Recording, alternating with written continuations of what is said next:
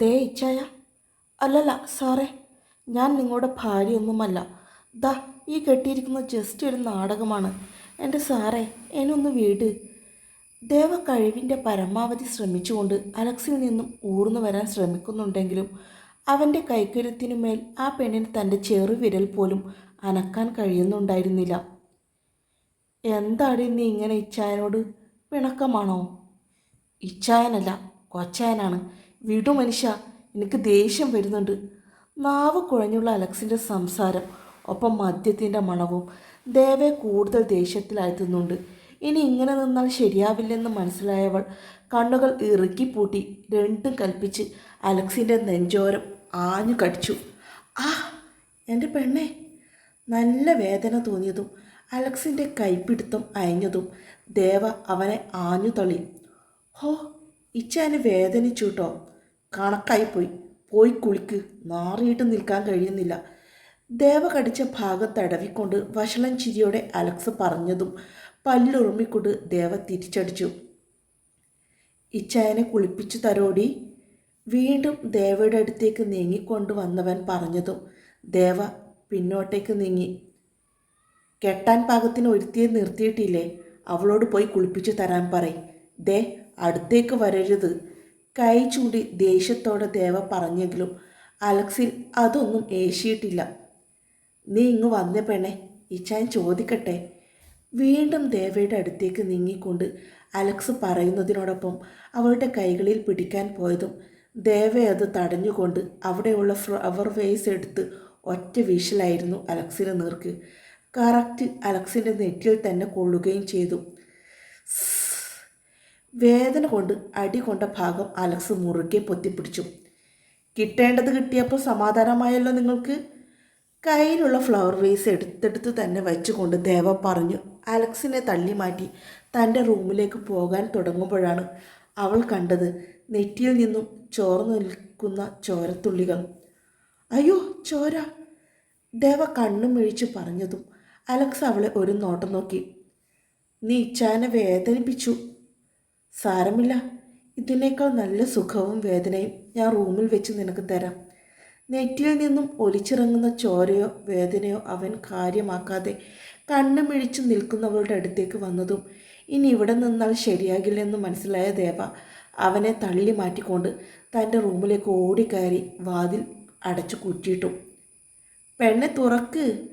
Alex ദേവയുടെ റൂമിൻ്റെ വാതിലിൽ ആഞ്ഞുമുട്ടി. ഇല്ല, തുറക്കില്ല.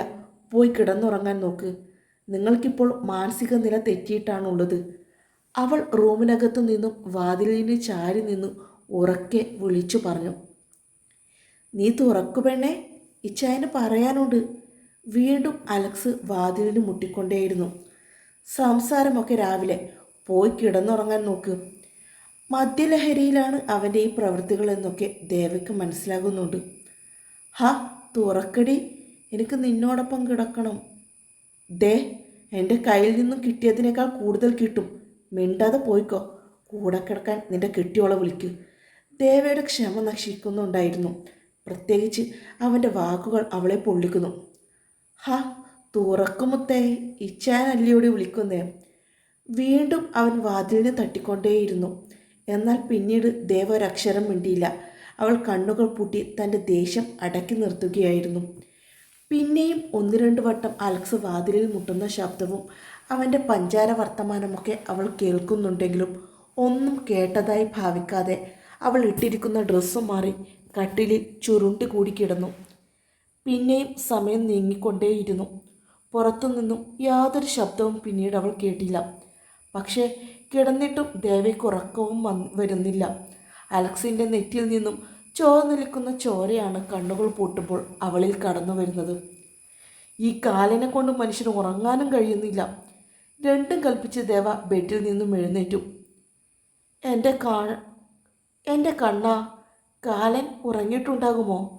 സ്വയം നെഞ്ചിൽ കൈവച്ച് പറഞ്ഞുകൊണ്ട് അവൾ മെല്ലെ കുറ്റി താഴ്ത്തി വാതിൽ തുറന്ന് ഹാളിലേക്ക് എത്തി നോക്കി. എന്നാൽ അവിടെയൊന്നും അവൾ അലക്സിനെ കണ്ടില്ല. ഇയാളെവിടെ പോയി? സംശയത്തോടെ ദേവ കതകിൻ്റെ ഒരു പാളി തുറന്നു പുറത്തേക്കിറങ്ങി. ഹാളിലും റൂമിലും അടുക്കളയിലുമൊക്കെ അവൾ ലൈറ്റ് കാണുന്നുണ്ട്. പക്ഷെ അലക്സിനെ മാത്രം കാണുന്നില്ല. ഇയാൾ എവിടെ പോയി എൻ്റെ കണ്ണാ? അവൾ ചുറ്റും നോക്കി. ഹാളിലെ തറയിൽ അലക്സിൻ്റെ രക്തത്തുള്ളികൾ അവൾ കാണുന്നുണ്ട്. എൻ്റെ കണ്ണാ, ഒരുപാട് ബ്ലഡ് പോയിട്ടുണ്ടെന്ന് തോന്നുന്നല്ലോ. ഈ കാലിനെയും കാണുന്നില്ലല്ലോ. സ്വയം പറഞ്ഞുകൊണ്ട് അവൾ മുന്നോട്ട് വന്നതും കണ്ടു അടുക്കളയിൽ അലക്സിൻ്റെ നിഴൽ രൂപം. അവൾ ശബ്ദമുണ്ടാക്കാതെ അടുക്കളയുടെ വാതിലോരം ചേർന്ന് നിന്ന് എത്തി നോക്കി. നേരത്തെ താൻ കഴിക്കാൻ എടുത്തു വെച്ച ബാജിയും പൂരിയും തട്ടുന്ന അലക്സ്. കാലൻ അതും തിന്നു. അപ്പോഴാണ് തൻ്റെ വിശപ്പിൻ്റെ മുറവിളി ദേവ അറിഞ്ഞത്. നെറ്റിയിൽ ചുറ്റിക്കെട്ട് ഒക്കെ കണ്ടപ്പോൾ അവൾക്ക് മനസ്സിലായി ആൾക്കല്പം ബോധം വന്നിട്ടുണ്ടെന്ന്. പക്ഷേ ഇന്ന് സംസാരിക്കുന്നത് തനിക്ക് നല്ലതല്ലെന്നും ദേവയ്ക്കറിയാം.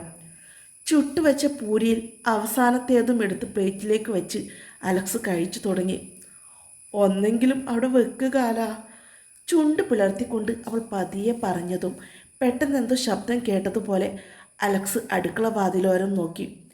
എന്നാൽ അവിടെ ആരെയും കാണാതെ വന്നതും അവൻ വീണ്ടും കഴിപ്പ് തുടർന്നു. എന്നാൽ നെഞ്ചിൽ കൈവച്ച് ശ്വാസം അടക്കി പിടിച്ച് ചുമരോട് ചാർന്ന് നിൽപ്പായിരുന്നു ദേവ. അല്പസമയം കഴിഞ്ഞതും ശ്വാസം പതിയെ വിട്ടുകൊണ്ട് അവൾ അടുക്കള വാതിലിലൂടെ ഒന്നുകൂടെ നോക്കിയതും പാത്രം വാഷ് ബേസിലേക്ക് ഇട്ടുവയ്ക്കുന്നവനെയാണ് അവൾ കണ്ടത്. ഇപ്പോൾ ഹാളിലേക്ക് ACP വരുമെന്ന് മനസ്സിലായവൾ വേഗം പോയി റൂമിലേക്ക് കയറി വാതിൽ പൂട്ടി കുറ്റിയിട്ട് വാതിലോരം ചേർന്ന് നിന്നു. ലൈറ്റ് ഓഫ് ചെയ്യുന്ന ശബ്ദവും അലക്സിൻ്റെ നടത്തത്തിൻ്റെ ശബ്ദവും എല്ലാം അവൾ അറിയുന്നുണ്ട്. തൻ്റെ റൂമിൻ്റെ ഓപ്പോസിറ്റുള്ള റൂമിലേക്ക് അലക്സ് പോകുന്നതും അവസാന ലൈറ്റും അണയുന്നതും അവൾക്ക് കാണാൻ കഴിഞ്ഞു. കാലൻ ഉറങ്ങി. നാളെ രാവിലെ ആവട്ടെ ഈ ദേവ ആരാണെന്ന് നിങ്ങൾക്ക് ഞാൻ കാണിച്ചു തരാം. സ്വയം പറഞ്ഞുകൊണ്ട് അവൾ ബെഡിലേക്ക് വീണു മുഖം പൂഴ്ത്തി. വിശപ്പിൻ്റെ മുറവിളിയും അലക്സിനെ തടുത്തതിലുള്ള ക്ഷീണവും പെണ്ണിനെ വേഗം നിദ്രയിലേക്ക് എത്തിച്ചു. ഇച്ചായ, കോഫി.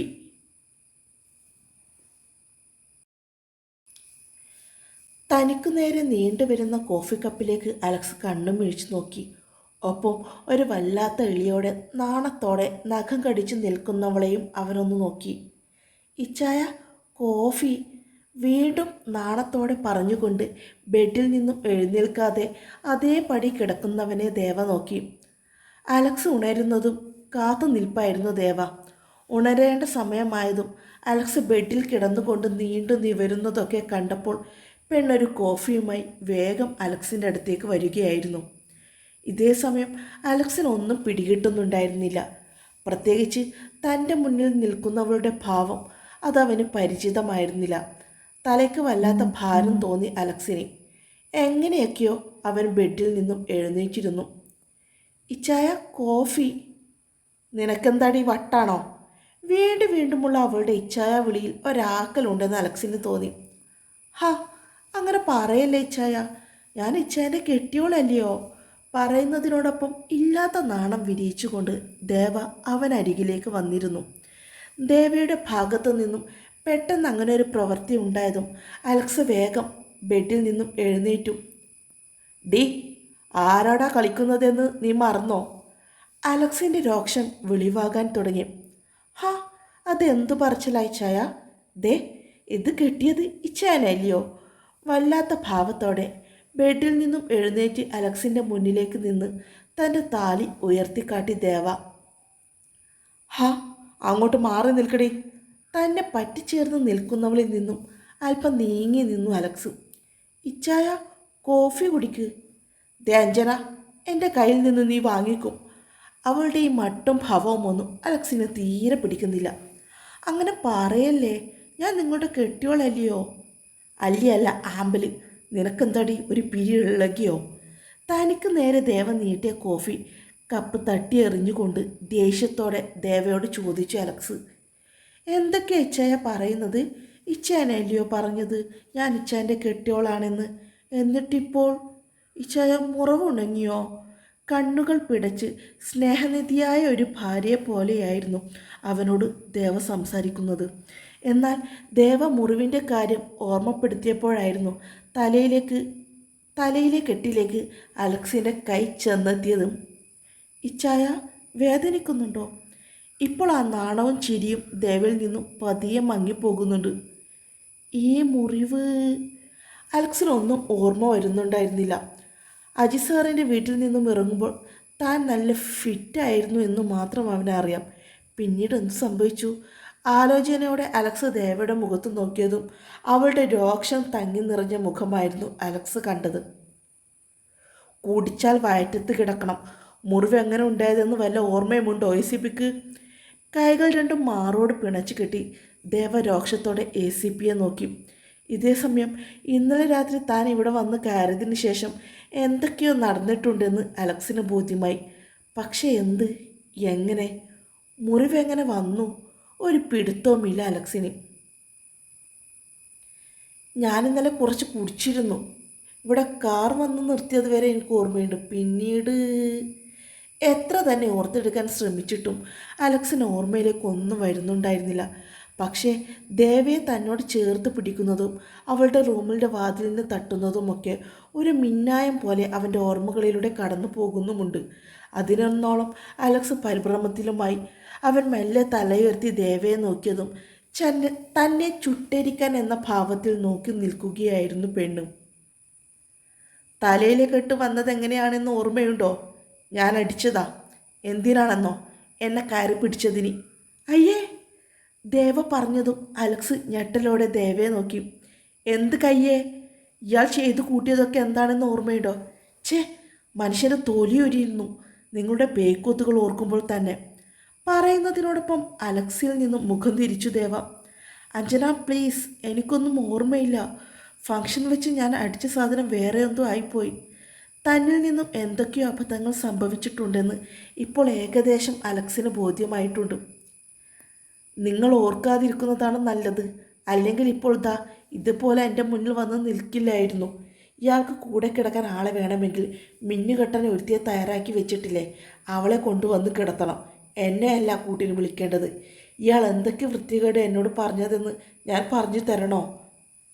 അഞ്ജന, ഞാൻ... അലക്സ് സ്വയം തലയ്ക്കടിച്ചു. നിങ്ങളെ ഞാൻ ഇച്ഛാന്ന് വിളിക്കണോ? നിങ്ങളെ ഞാൻ കെട്ടിയോളാണോ? നിങ്ങളുടെ കൂടെ ഞാൻ കിടക്കണോ? ACP പറയ്, എന്ത് വേണം ഞാൻ? അഞ്ജന പ്ലീസ്, ഞാൻ ക്ഷമ ചോദിക്കുന്നു. ഞാൻ പറഞ്ഞില്ല, എനിക്കൊന്നും ഓർമ്മയില്ല. അലക്സിന് കുറ്റബോധം തോന്നാൻ തുടങ്ങി. ദേവയുടെ കടുത്ത വാക്കുകൾ തന്നിൽ നിന്നും ഇന്നലെ രാത്രി വന്നതാണെന്ന് അവന് ഉറപ്പായി. ഓക്കെ, ഞാൻ ക്ഷമിക്കുന്നു. ഇനിയും എന്തു ധൈര്യത്തിലാണ് ഞാൻ നിങ്ങളുടെ ഒപ്പം തനിച്ച് ഈ വീട്ടിൽ താമസിക്കുക? ഇനിയും നിങ്ങളിൽ നിന്നും ഇങ്ങനെയുള്ള പ്രവൃത്തികളൊന്നും ഉണ്ടാകില്ലെന്ന് ആര് കണ്ടു? നിങ്ങൾ എന്നോട് കൂടെ കിടക്കാൻ പോലും പറഞ്ഞില്ലേ? അതുമാത്രമോ നിങ്ങൾ എന്നെ... ബാക്കി പറയാൻ ദേവയ്ക്ക് കഴിഞ്ഞില്ല. അവൾ കണ്ണുകൾ ഇറുകിപ്പൊട്ടി തൻ്റെ ദേഷ്യത്തെ അടക്കി പിടിക്കാൻ തുടങ്ങി. ദേവ സോറി, ഞാൻ അറിയാതെ. ACP ഒന്നും പറയേണ്ട. എന്നെ റെയിൽവേ സ്റ്റേഷനിൽ വിട്ടേക്ക്. ഞാൻ പോയിക്കോളാം. ഇങ്ങനെ ഒരു കാമപ്രാന്തൻ്റെ കൂടെ ജീവിക്കാൻ എനിക്ക് വയ്യ. പതിയെ തൻ്റെ റൂട്ടിലേക്ക് തിരിച്ചു ദേവ. ആഹാ, പൊന്നുമോൾ കറക്റ്റ് സ്ഥലത്ത് തന്നെ കൊണ്ടുവന്ന് നിർത്തിയല്ലോ. അലക്സ് അങ്ങനെ പറഞ്ഞതും ദേവ അലക്സിനെ തറപ്പിച്ചു നോക്കി. എൻ്റെ ഭാഗത്തു നിന്നും ഒരു തെറ്റുപറ്റി. ഇനി ആവർത്തിക്കാതിരിക്കാൻ ഞാൻ നോക്കാം എന്ന് കരുതി പൊന്നുമോൾ ചെന്നൈക്ക് പോകാമെന്ന് കരുതണ്ട. പിന്നെ ഇന്നലെ എൻ്റെ ഭാഗത്തു നിന്നും എന്തെങ്കിലും തെറ്റ് സംഭവിച്ചിട്ടുണ്ടെങ്കിൽ എല്ലാത്തിനും മാപ്പ്. ക്ഷമിക്കുക. മോള് പോയി ഇച്ചേനൊരു കോഫി ഇട്ട് കൊണ്ടുവാ. അവളുടെ ചെന്നൈ പോക്ക്. അലക്സ് വീണ്ടും പഴയ ഫോമിലേക്ക് എത്തി. അവളുടെ മുന്നിൽ തല താഴ്ത്തി നിന്നവൻ ഉഷിരോടെ അവൾക്ക് മുന്നിൽ നിന്നു. ദേവയ്ക്കാണെങ്കിൽ അലക്സിനെ കൊല്ലാനുള്ള ദേഷ്യമുണ്ട്. പിന്നെ ധൈര്യമില്ലാത്തത് കൊണ്ട് അവൾ വാക്കുകൾ കൊണ്ട് അവനെ എതിരിടുന്നു എന്നു മാത്രം. ഇച്ചായന് കോഫി കൊണ്ടുപാടി. ഒരടി അനങ്ങാതെ തന്നെ തറപ്പിച്ച് നോക്കുന്നവളോട് വീണ്ടും അലക്സ് പറഞ്ഞതും ദേവയുടെ സർവ്വ നിയന്ത്രണവും തെറ്റിയിരുന്നു. ഇച്ചായനല്ല കൊച്ചായൻ. ACP, മനുഷ്യൻ്റെ ക്ഷമയ്ക്കും ഒരു പരിധിയുണ്ട്. നിങ്ങൾക്ക് എന്നെ എൻ്റെ പാട്ടിന് വിട്ടൂടെ? 6 മാസം എത്തുമ്പോൾ ഞാൻ തിരിച്ചു വരാം. നിങ്ങൾക്ക് ഡൈവോഴ്സും തരാം. അല്ലാതെ നിങ്ങളുടെ കൂടെ ഇങ്ങനെ തനിച്ച് ജീവിക്കാൻ എന്നെക്കൊണ്ടാവില്ല. നിങ്ങൾക്കും ഞാനൊരു ബുദ്ധിമുട്ടല്ലേ? അഞ്ജന, പറഞ്ഞത് തന്നെ വീണ്ടും എന്നെ കൊണ്ട് പറയിപ്പിക്കരുത്. ഞാനല്ല, നീയായിട്ടാണ് എൻ്റെ ജീവിതത്തിലേക്ക് കടന്നു വന്നത്. നിനക്ക് ലണ്ടനിലേക്ക് പോകേണ്ട സമയമാകുന്നത് വരെ നീ എൻ്റെ കൂടെ തന്നെ ഉണ്ടാകും. അതിന് 6 മാസമല്ല, 1 കൊല്ലം ആയാലും എനിക്ക് പ്രശ്നമില്ല. പിന്നെ എൻ്റെ ബുദ്ധിമുട്ടുകൾ അത് മോളോർത്ത് സങ്കടപ്പെടേണ്ട.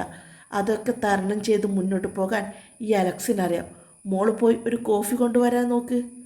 അലക്സ് പറഞ്ഞതും അവനെ രൂക്ഷത്തോടെ നോക്കിക്കൊണ്ട് ദേവ ചവിട്ടിക്കുലുക്കി അലക്സിൻ്റെ റൂമിൽ നിന്നും പുറത്തേക്ക് പോയി. ഇയാളോട് പറയാൻ ചെന്ന എന്നെ വേണം തല്ലാൻ. കാലൻ എപ്പോഴാ ബുദ്ധി ഉണ്ടാകുക? ഈ കാമഭ്രാന്തിൻ്റെ കൂടെ എന്ത് വിശ്വസിച്ചാ കണ്ണാ തനിച്ച് ജീവിക്കുക? അഞ്ജന എന്തെങ്കിലും പറഞ്ഞോ? പിറുപിറുത്ത് പോകുന്നവളോട് തൻ്റെ റൂമിൻ്റെ വാതിലിന് ചാരി നിന്ന് കൈകൾ രണ്ടും പിണച്ചു കെട്ടി അലക്സ് ചോദിച്ചതും ദേവ തിരിഞ്ഞ് അലക്സിനെ നോക്കി. ഞാനൊന്നും പറഞ്ഞില്ലേ?